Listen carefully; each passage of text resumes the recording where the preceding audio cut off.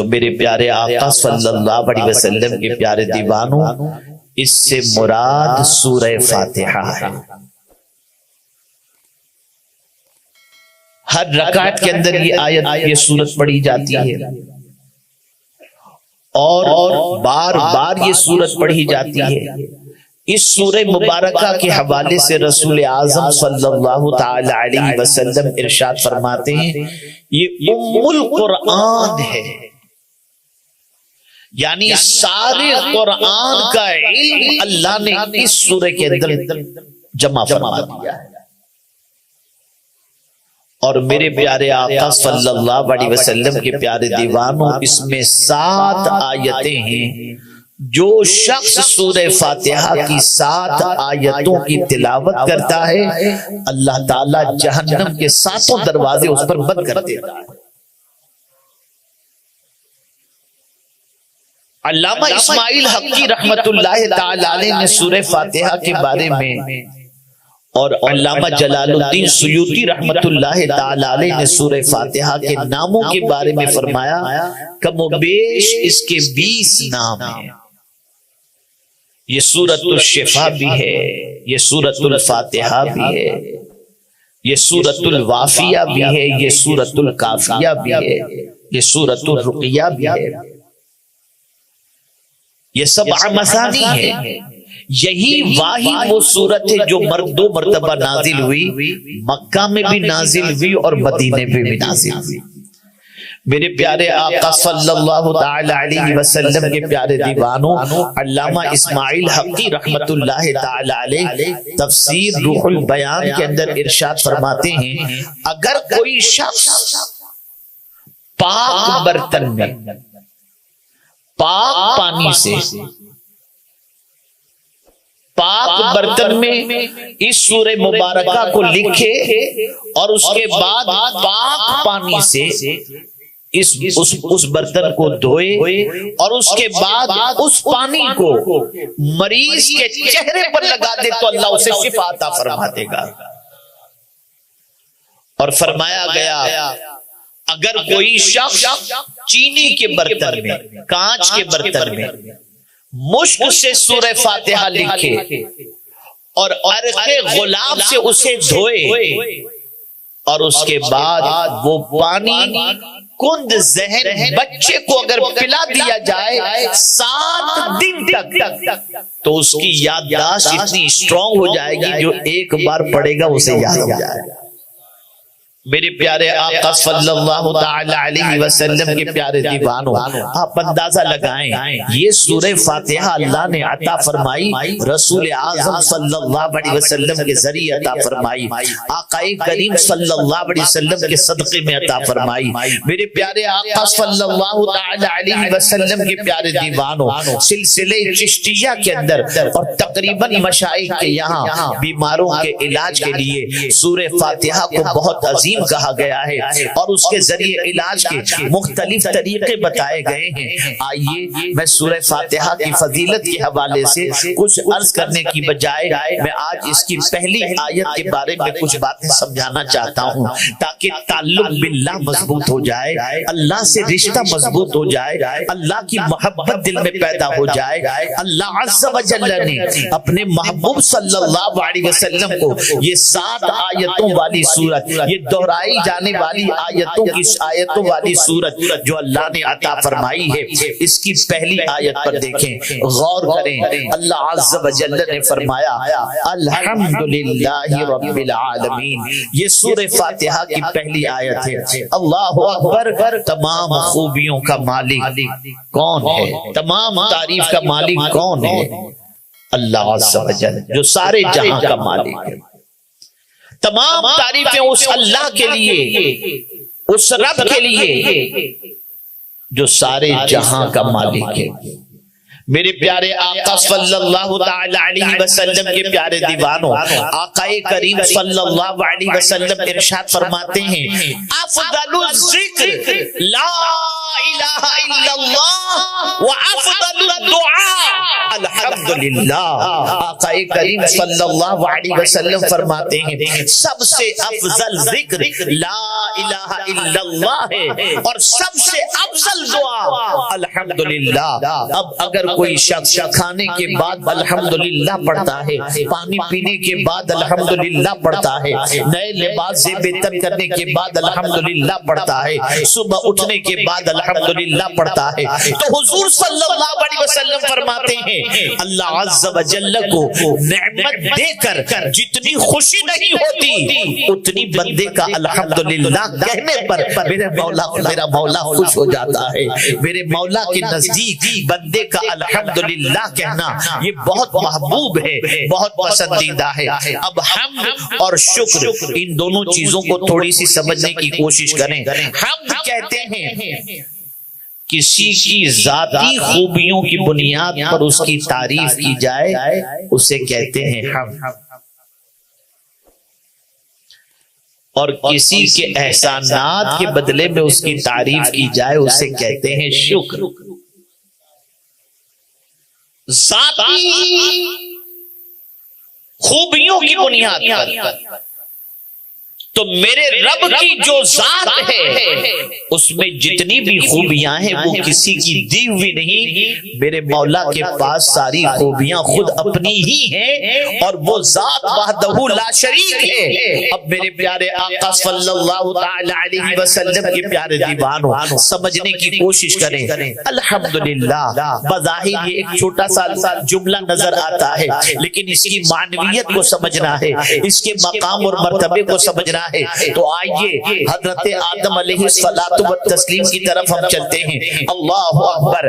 حضرت آدم علیہ الصلوۃ والسلام کے جسد خاکی میں جب روح پھونکی گئی اور اس کے بعد آپ کو چھینک آئی تو آپ نے اپنی زبان سے کہا الحمدللہ۔ میرے مولا کو یہ کہنا اتنا پسند آیا کہ سورہ فاتحہ کی ابتدا اسی حضرت آدم علیہ السلام کے جملے سے فرما دی اور الحمدللہ۔ اب بندہ جب کوئی الحمدللہ کہتا ہے، الحمدللہ رب العالمین کہتا ہے تو میرے مولا کی رحمت کو جوش آتا ہے اور اس تعریف کرنے والے بندے کو اللہ تعالیٰ مزید نعمتوں سے مالا مال فرما دیتا ہے۔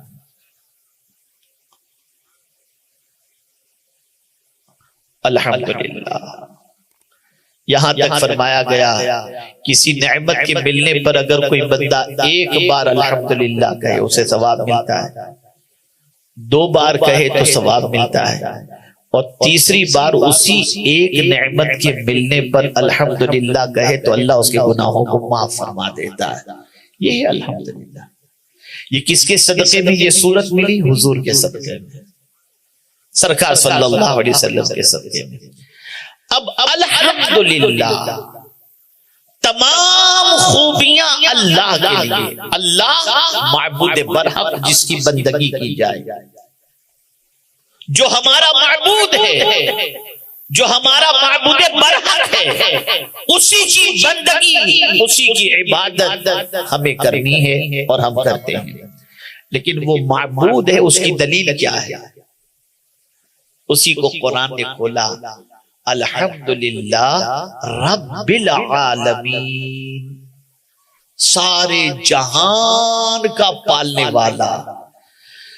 تو جو سارے جہان کا پالنے والا ہے وہ وہی ہے جس کی عبادت کی جائے، وہی معبود برحق ہے۔ رب کہتے ہیں پالنے والے کو۔ رب کا معنی ہوتا ہے مالک، رب کے معنی ہوتا ہے سید، رب کے معنی ہوتا ہے حاکم، رب کے معنی ہوتا ہے، تمام مفسرین نے رب کا معنی پالنے والا، پرورش کرنے والا فرمایا۔ اور میرے پیارے آقا صلی اللہ علیہ وسلم کے پیارے دیوانوں مفسرین نے یہاں تک بھی فرمایا بتدریج کسی کو کمال تک پہنچانا وہ رب ہوتا ہے، اس کو رب کہتے ہیں۔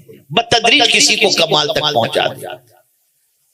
تو اب آپ دیکھیں پہلے ایک چھوٹا سا بچہ ہوتا ہے، پھر وہ چلنے لگتا ہے، پھر تھوڑا سا بڑا ہوتا ہے، پھر تھوڑا سا بڑا ہوتا ہے، پھر تھوڑا سا بڑا ہوتا ہے، پھر نوجوان ہوتا ہے، پھر بڑا ہوتا ہے، بڑھاپے کی دہلیز تک پہنچتا ہے۔ تو یہ بتدریج کمال تک اگر کسی کو کوئی پہنچا رہا ہے تو وہ میرا رب ہے، وہ پالنے والا ہے۔ میرے پیارے آقا صلی اللہ علیہ وسلم کے پیارے دیوانوں، وہ کسی ایک کو نہیں پالتا، سارے عالم کا پالنے والا ہے۔ پتھر کو پالنے والا اللہ، درخت کو پالنے والا اللہ، پہاڑ کو پالنے والا اللہ، زمین کو پالنے والا اللہ، پھل فروٹ کو پالنے، اس کے درخت کو پالنے والا اللہ، انسان کو پالنے والا اللہ، سب کو پالنے والا اللہ ہے۔ 18,000 کم و بیش عالم ہیں، ان سارے عالم کو پالنے والا اگر کوئی ہے تو اللہ عز و جل ہے۔ پتہ چلا جو پالنے والا ہے وہی عبادت کا حقدار ہے، اسی کی بندگی کی جائے۔ میرے پیارے آقا صلی اللہ تعالی علیہ وسلم کے پیارے دیوانوں، ہم نے کبھی سوچا کہ ہم ماں کے شکم میں تھے، وہاں ہمیں کون پال رہا تھا؟ وہ اللہ عز و جل کی ذات تھی جو ماں کے شکم کے اندر ہماری پرورش فرما رہی تھی۔ آج ہمیں کون پال رہا ہے؟ اللہ رب العزت جل جلالہ پال رہا ہے۔ میرے پیارے آقا صلی اللہ تعالی علیہ وسلم کے پیارے دیوانوں، آپ ذرا سوچو، پالنے والی ذات اللہ کی ہے، وہ ہمیں ہماری پرورش فرما رہا ہے، ہمیں جو ہے کمال تک لے جا رہا ہے۔ چلنے کا ڈھنگ اس نے عطا فرمایا، پیر کی قوت، پیر میں قوت اس نے عطا فرمائی، یادداشت اس نے عطا فرمائی، رزق اس نے عطا فرمایا۔ اور میرے پیارے آقا صلی اللہ علیہ وسلم کے پیارے دیوانوں، پورے بدن میں قوت اگر کسی نے عطا فرمائی ہے تو وہ اللہ رب العزت جل جلالہ نے۔ آج وہی تو ہمیں پال رہا ہے، اور پھر یہی نہیں کہ ہمیں پال رہا ہے، ہماری اولاد کو بھی وہی پال رہا ہے، ہماری بیوی کو بھی وہی پال رہا ہے، ہمارے بچوں کو بھی وہی پال رہا ہے، ہمارے رشتہ داروں کو وہی پال رہا ہے، وہی پالنے والا ہے۔ میرے پیارے آقا صلی اللہ تعالی علیہ وسلم کے پیارے دیوانوں، کتنے تعجب کی بات ہے، اگر چند دنوں کی روٹیاں کوئی دے دے تو ہم اس کے حکم کی نافرمانی نہیں کرتے، چند دنوں کی ملازمت اگر کہیں مل جائے تو اس سیٹ کی بات ہم نہیں ٹالتے، لیکن جو رب ماں کی گود سے لے کر زندگی کی آخری سانس تک ہمیں پال رہا ہے۔ آج بندے کی پوزیشن کیا ہے؟ وہ بندہ جس کو اللہ پال رہا ہے، بندہ اس کی بات سننے کو تیار نہیں، اس کے فرامین پر عمل کرنے کے لیے تیار نہیں، اس کی نافرمانی ہو جائے تو اس سے معافی مانگنے کے لیے تیار نہیں۔ کتنی حیرت کی بات ہے، پال خدا رہا ہے، فرمان شیطان کا تم مان رہے ہو، پال خدا رہا ہے، اس کے ارشاد کے خلاف زندگی گزار رہے ہو۔ ایک واقعے کے ذریعے آپ کے دل و دماغ کو تھوڑا سا اللہ عز و جل کے فرمان پر عمل کی طرف مائل کرنے کی کوشش کر سکوں۔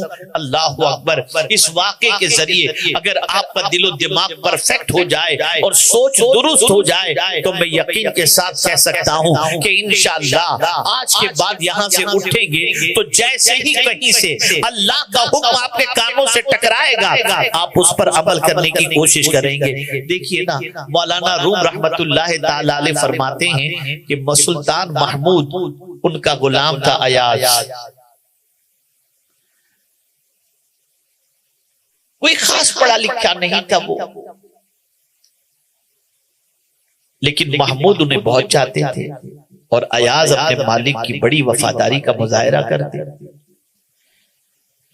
لیکن معاشرین جو تھے، دربار کے جو لوگ تھے، ان کے دلوں میں ایاز کے سلسلے میں تھوڑا سا حسد تھا کہ آخر سلطان محمود جو ہے وہ ایاز کو اتنا کیوں چاہتے ہیں۔ ایک مرتبہ توجہ چاہوں گا، سلطان محمود نے ایک قیمتی ہیرا سامنے رکھا اور اپنے جتنے خدام تھے ان سے فرمایا اس ہیرے کو توڑو۔ ایک ایک کر کے آتے گئے اور سب نے معذرت چاہی اور سب نے کہا کہ حضور یہ اتنا قیمتی ہیرا ہم کیسے توڑ سکتے ہیں۔ سب آتے گئے، معذرت چاہ کر کے چلے جاتے رہے، لیکن جب ایاز کی باری آئی تو ایاز نے ہتھوڑا لیا اور ہیرے کو توڑ دیا۔ قیمتی ہیرا ٹوٹ گیا، چکنا چور ہو گیا، تو جو لوگ ایاز کے سلسلے میں دل میں حسد رکھتے تھے ان کے دل میں خیال پیدا ہوا اب تو ایاز بادشاہ کی نظر سے گر جائے گا، اور اس نے اپنی جہالت کا پورا ثبوت دے دیا ہیرے کو توڑ کر کہ یہ کتنا بڑا بے وقوف ہے، اب بادشاہ اپنے دربار سے نکال دے گا۔ جب سلطان نے دیکھا کہ ایاز نے قیمتی ہیرے کو توڑ دیا ہے تو بلایا ایاز کو، ایاز سب نے تو معذرت چالی، تم نے ہیرا کیوں توڑا؟ توجہ چاہوں گا، مولانا روم نے بڑی پیاری بات فرمائی۔ ایاز نے کہا حضور ایک طرف ہیرے کا ٹوٹنا تھا اور ایک طرف آپ کے حکم کا ٹوٹنا تھا، میرے دل میں خیال پیدا ہوا میں کسے توڑوں، ہیرے کو توڑوں یا آپ کے حکم کو توڑوں؟ تو میری محبت نے مجھے کہا کہ نہیں، ہیرا ٹوٹ جائے تو کوئی بات نہیں، مالک کا حکم نہیں ٹوٹنا چاہیے، تو میں نے اس وجہ سے ہیرے کو توڑ دیا۔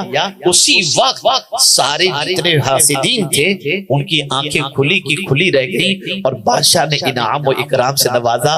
مولانا روم رحمت اللہ تعالی علیہ فرماتے ہیں آپ ذرا سوچو، چند دنوں کی زندگی کی خدمت اور اس کا صلہ دینے والے سلطان محمود کے ایک حکم کو ایاز توڑنے کے لیے تیار نہیں، اور جو مولا تمہیں پال رہا ہے تم اس کے کتنے حکم توڑ رہے ہو؟